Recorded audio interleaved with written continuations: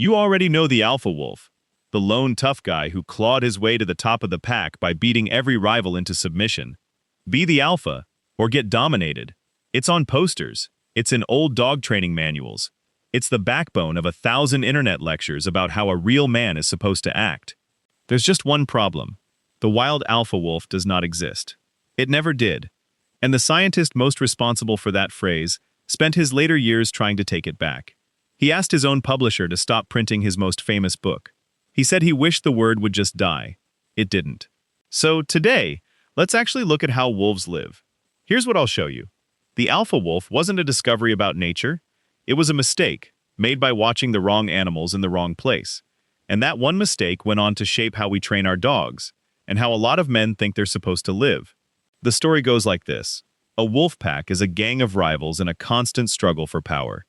At the top sits the alpha, the strongest and most aggressive animal, who fought his way up and rules through dominance. Everyone below him knows their place, held there by fear, show weakness, and a younger challenger takes you down. From that, we built a whole philosophy. Be the alpha. Project dominance. Never show weakness, because the pack respects strength and nothing else. It sounds like hard science, but it was never based on how wolves live in the wild. Here's what a wild wolf pack actually is. A family, not a gang of competitors. A mother, a father, and their kids. The two animals at the top, the ones the old model called the alpha pair, are simply the parents. They didn't win a tournament of violence, they started the family. Everyone else in the pack is their offspring. So when a young wolf follows an older one, it isn't bowing to a rival. It's a pup following its parents. And here's the kicker. Young wolves don't stay and fight their father for the crown. They grow up and they leave. They find a mate and start their own pack, where they become the breeding pair of a new family. A wolf becomes an alpha, the same boring way a person becomes a parent. It grows up and has kids.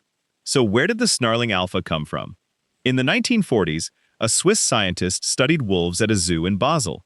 He saw exactly what the myth describes. Constant tension, struggles for status, a top animal dominating through aggression. And his observations were accurate. That's the strange part. The problem wasn't what he saw, it was where. Those wolves were captives, and they weren't a family. They were unrelated adults, strangers, taken from different places and dropped into one enclosure. In the wild, a wolf that doesn't get along with another simply leaves. Take that away. Lock strangers in a pen with no exit, force them to compete over the same food forever, and you get tension, conflict, and a pecking order enforced by aggression. The alpha wolf was real. It was just the behavior of animals in a cage. Then, in 1970, a biologist named David Mech wrote a hugely popular book that put alpha wolf into the public bloodstream for good. Here's the twist. The same man who popularized the idea later took it apart. Mech spent years studying wild wolves, including long stretches in the high Arctic, watching real packs season after season. What he saw looked nothing like the cage drama. He saw families, breeding pairs raising their young.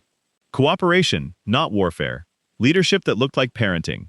So in 1999, he published a paper laying out the correction. Calling wild wolf parents alphas, he explained, made about as much sense as calling a human mom and dad the alpha humans of their household. And he didn't stop there. He asked his publisher to stop reprinting his own famous book. He said he wished the term would finally disappear. The man who made the alpha wolf famous tried to recall it, and it barely made a dent. Now here's the part that probably touches your life. For decades, dog training was built on this exact mistake. The logic went, dogs come from wolves, wolves have an alpha, so to train your dog, you must become the alpha. Dominate it.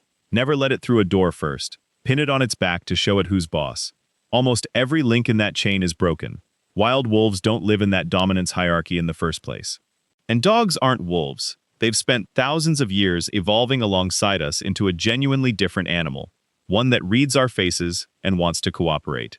Training a dog by playing rival wolf is like parenting a child using the rules of a chimp troop. Wrong species, wrong model. The evidence-based view is simple.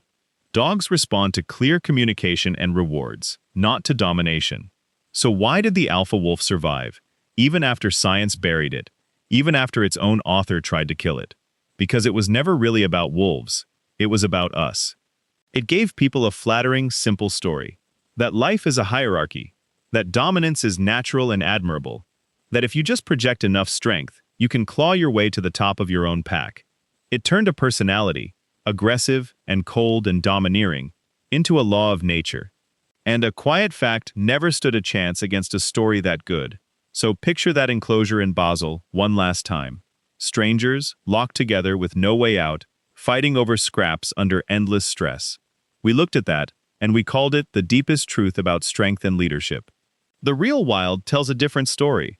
Out there, a wolf doesn't dominate its way to the top. It grows up, leaves home, finds a partner, and raises a family. The leaders aren't tyrants, they're parents.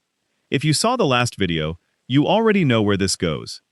The alpha male and the alpha wolf are the same myth, wearing two different costumes. Both fall apart the moment you look at how the animal really lives. The wild was never a battle to be king. It was a family, trying to get everyone through the winter. We'll pull another thread next time.